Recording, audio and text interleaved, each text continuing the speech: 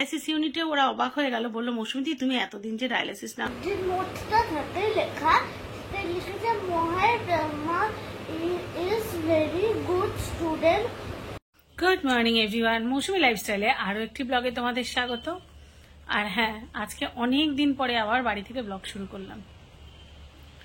তো বুঝতেই পারছো 26 ঘন্টা জার্নি করে, কালকে তোমরা ব্লগে অলরেডি পেয়ে গেছো, 26 ঘন্টা জার্নি করে বাড়ি এসে ডায়ালিসিস নিয়ে একটু তো কষ্ট হচ্ছেই, চোখ মুখ দেখেই বুঝতে পারছো। রাত্রিটা বেশ কষ্ট গেছে, তবে সকাল থেকে মোটামুটি ঠিক আছি, কিন্তু খুব মাথা চোখে ব্যথা করছে। তা ভাবলাম চলো স্নান টানগুলো করে নিয়ে আগে সকাল সকাল, যদি মাথাটা মানে একটু জল পড়লে যদি একটু ব্যথাটা কমে। যাই হোক, তার চেয়েও বড় কারণ হলো এতদিন দাদার অফিস ছুটে গেছে, তো আজকে সে গ্রামে যাবে, কারণ ফিল্ডে তো ওখানে অনেক স্টাফ আছে, 25-30 জন মতো স্টাফ থাকে, আমি ঠিক জানি না কতজন, যাই হোক অনেক স্টাফ এটুকু জানি। তো তারা এই কদিন কি করছে না করছে সেটা একটা ব্যাপার থাকে, তাদের সাথে বসা মিটিং করা, তো সেই জন্য সে গ্রামে যাবে। একদিনের জন্যই যাবে, যেহেতু সামনে পুজো এসে গেছে, তো সেই জন্য সকাল সকাল একটু কিছু রান্না করে দিতে হবে, রান্না বান্না করে যাতে দুটো ভাত খেয়ে বেরোতে পারে, কারণ এখান থেকে রায়দিঘি যেতে অনেক সময় লাগে। তো দুপুরবেলা রাস্তায় আসলে আমাদের নয়, বাইরে না খেতে খেতে না একদমই ওই রাস্তার হোটেলে খেতে ভালো লাগে না। তো যা হোক, দুটো ডাল ভাত অন্তত রান্না করে দিই, খেয়ে যাক। আর ওখানে গেলে তো ইয়ে আছেই, মানে ওদের যে রিসর্টের ক্যান্টিন আছে, ওখানে গেলে তো খাবার রেডি থাকে, অসুবিধা নেই। তো ওর জন্য বললাম যে একটু তাড়াতাড়ি রান্না করে দিই, দুটো খেয়ে দিয়ে বেরো, যাতে অসুবিধা না হয়, আর বিকালে রাস্তায় না হয় একটু চা কেক টেক খেয়ে নেবো। তো চলো ঝটপট রান্না বসাই। আর মিঠির তো দুজনেরই স্কুল ছুটি পড়ে গেছে, দুই বোনেই বাড়িতে আছে, যদিও মামের মনে হয় বিকালে পড়া আছে টিউশন, আর মিঠির মনে হয় ড্রয়িং ক্লাস আছে। তো যাই হোক, বেসিক স্কুলটা নেই, সবে মানে একটু সবাই একটু ছুটি ছুটি মুডে আছি, কারণ এতটা সবার ধকল গেছে তো প্রত্যেকেই ক্লান্ত। তো চলো রান্না বসিয়ে নিই, তারপর আবার গল্প করছি।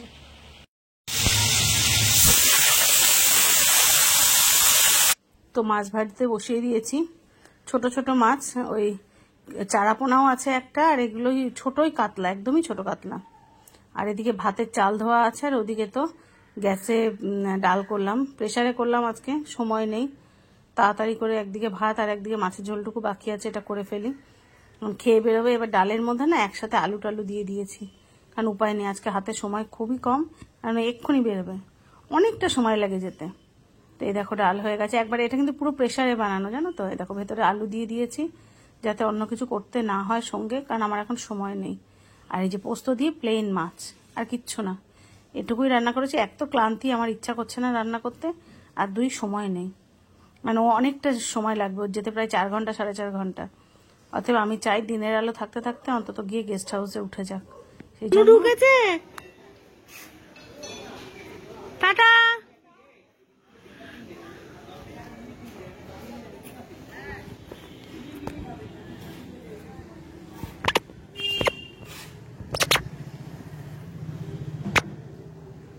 টাটা।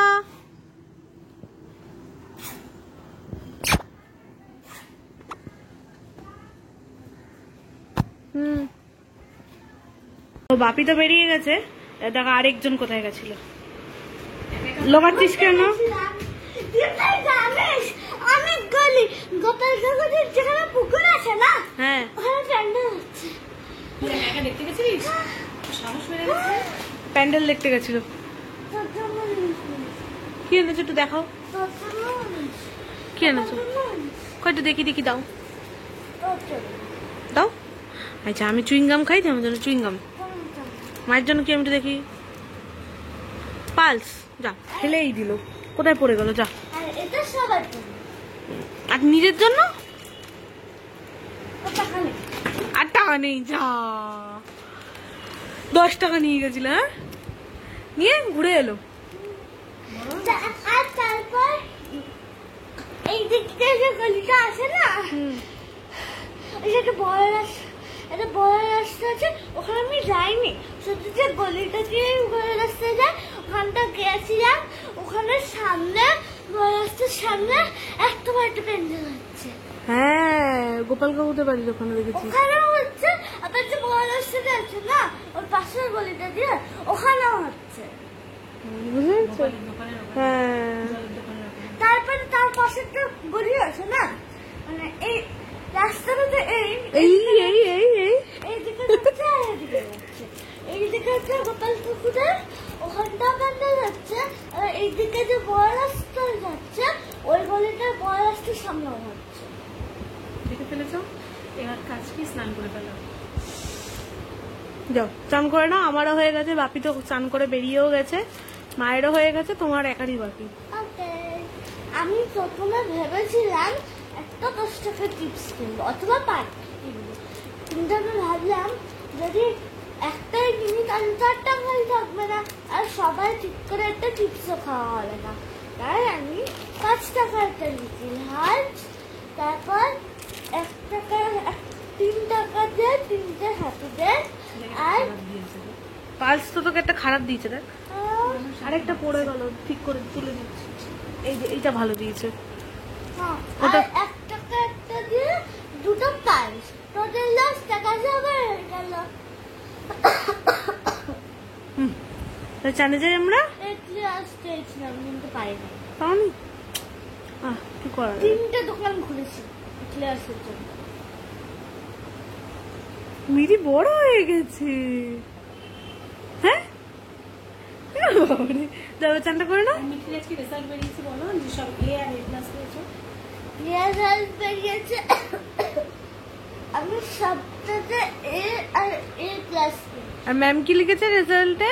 আউটস্ট্যান্ডিং।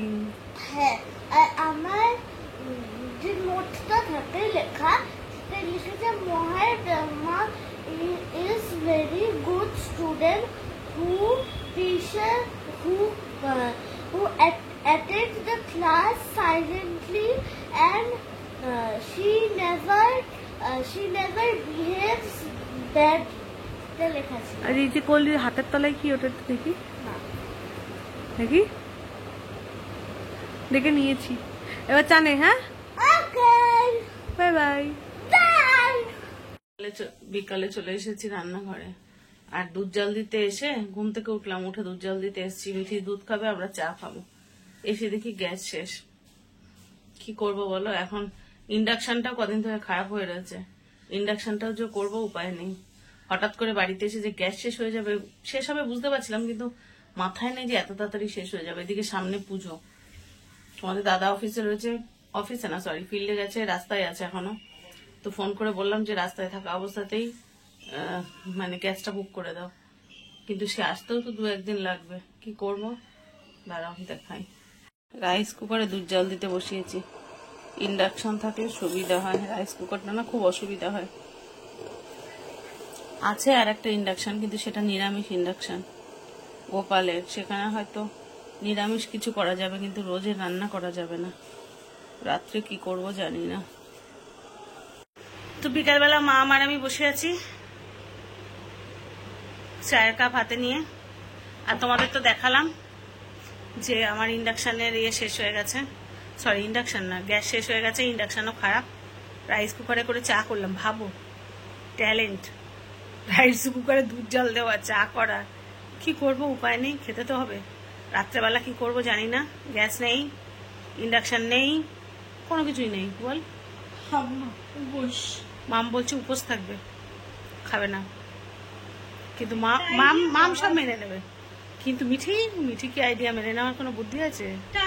করা যায় কি যে রাইস কুকারটা আছে না, ওটা খাবার তো গরম করা যায়। বলছে রাইস কুকার আছে, রাইস কুকারে খাবার গরম করা যায়, যা আছে তাই খাবে। অবশ্য সেটা ঠিক যে আমি যদি বলি তোমাদের দাদাকে অফিস থেকে, ও হয়তো ক্যান্টিনের খাবার পাঠিয়ে দেবে, কিন্তু আমি তো বাইরের খাবার খাবো না। আমারও তো পিটপিটানি আছে, পিটপিটানি বাইরে, আমার বাইরের খাবার একটুও ভালো লাগে না। আমি কখনোই বাইরের খাবার খেতে, মানে অল টাইম আমি বাইরের খাবারটাকে অ্যাভয়েড করার চেষ্টা করি, মানে যেটা একেবারে নিরুপায়।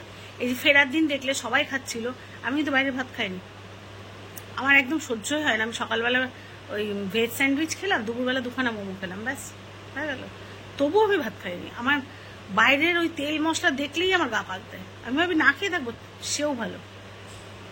বিস্কিট খাবো রাস্তায়, সেও ভালো। কেক খাবো, বিস্কিট খাবো, কিন্তু আমি ইয়ে খাবো না।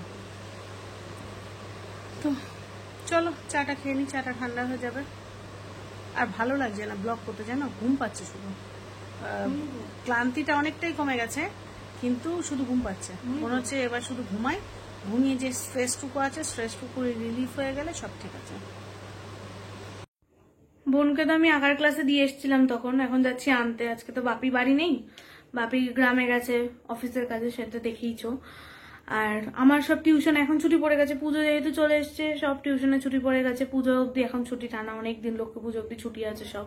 তো আজকে আমি ওই জন্য দিতে গেছি, কারণ বাপি নেই, আমি যাব, আজকে আমার ডিউটি।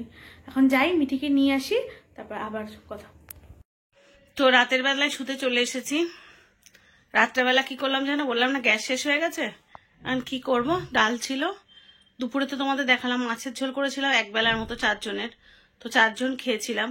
তো রাত্রে ভেবেছিলাম ডাল ছিল আর ডিমের অমলেট করবো, আর আমি তো ডাল খাবো না যেহেতু মুসুরির ডাল করা, আমি দুপুরে শুধু মাছের ঝোল দিয়ে খেয়েছি। আমার তো খাওয়া এমনি কম, আমার একটা তরকারি হলে হয়ে যায়। আর রাত্রেবেলা ডাল ছিল, ভেবেছিলাম কি ডিমের অমলেট করে বাচ্চাদের দেবো, আর আমি হয়তো ব্রেড অমলেট খাবো, একটা এগ হোয়াইট ভেজে নিয়ে ব্রেড দিয়ে খাবো। এবার গ্যাস শেষ হয়ে গেছে, এটা কিছু করার নেই, এদিকে ইন্ডাকশানও নেই, কি করব? তখন বাধ্য হলাম যে বাচ্চাদেরকে একটু ডিম আলু এর মধ্যে সেদ্ধ করলাম, ওই রাইস কুকারের মধ্যে। আর ভাত আর ডাল ছিল রাইস কুকারের মধ্যে একটা একটা করে করলাম, ওই জন্য না ভিডিও যে আর এক্সট্রা ভিডিও করব করতে পারিনি।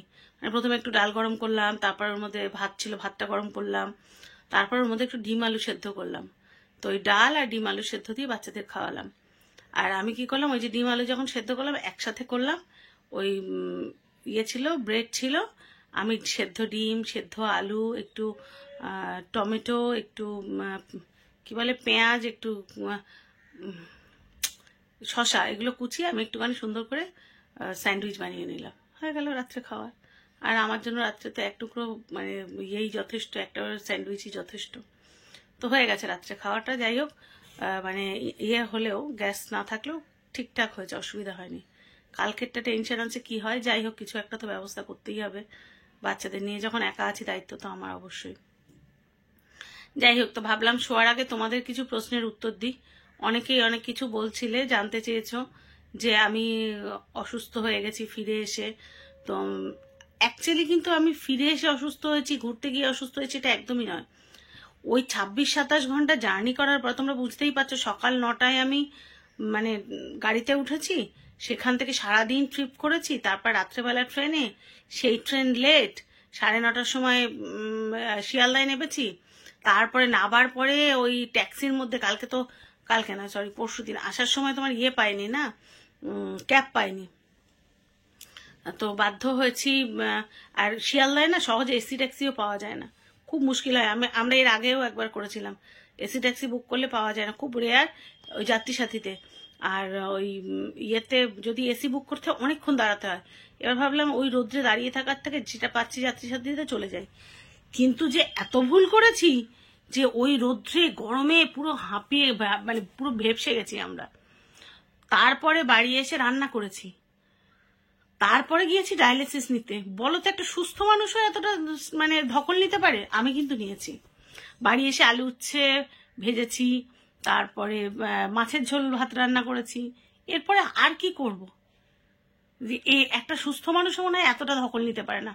ওই তারপরে যখন ডায়ালিসিস নেওয়ার পরে তারপরে আমি মানে তখন আর শরীর দিচ্ছে না, কারণ আগের দিন সকাল 9টা থেকে পরের দিন রাত 10টা অবধি আমার যে পরিমাণে আমি স্ট্রাগল করেছি, সেটা একটা সুস্থ মানুষও এত ধকল নিতে পারে না, সেটা আমি নিয়েছি।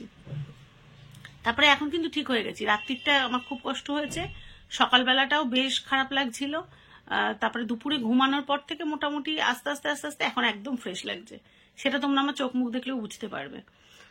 ওখানে ডায়ালিসিস ইউনিটে ওরা অবাক হয়ে গেল, বললো মৌসুমীদি তুমি এতদিন যে ডায়ালিসিস নাওনি, তোমার কষ্ট হয় না? হচ্ছে না। বলছে পাহাড়ে শ্বাসকষ্ট হয় না? হচ্ছে না। আমার সত্যি কোনো কষ্ট হয়নি। হ্যাঁ, তবে আমি প্রচুর রেস্ট্রিকশনে ছিলাম। আমি জল ভীষণ হিসাব করে খেয়েছি, খাবার খুব হিসাব করে খেয়েছি, মানে ঠিক যেটুকু না খেলে বাঁচবো না আমি সেটুকুই খেয়েছি, বরং তার চেয়ে মনে হয় কম খেয়েছি। খাবার কম খেয়েছি, জল কম খেয়েছি, ভীষণ রেস্ট্রিক্টেড লাইফ লিড করেছি। মানে স্নান করেছি, অতিরিক্ত ঠান্ডা লাগাইনি সবসময়। আর আমরা যে হোটেলে ছিলাম গিজারের জল ছিল, তো সেটা আনলিমিটেড স্নান করিনি। ভিজেছি রেখেছো, সাথে সাথে ফিরে এসে হাতে পায়ের তলায় সর্ষের তেল দিয়েছি।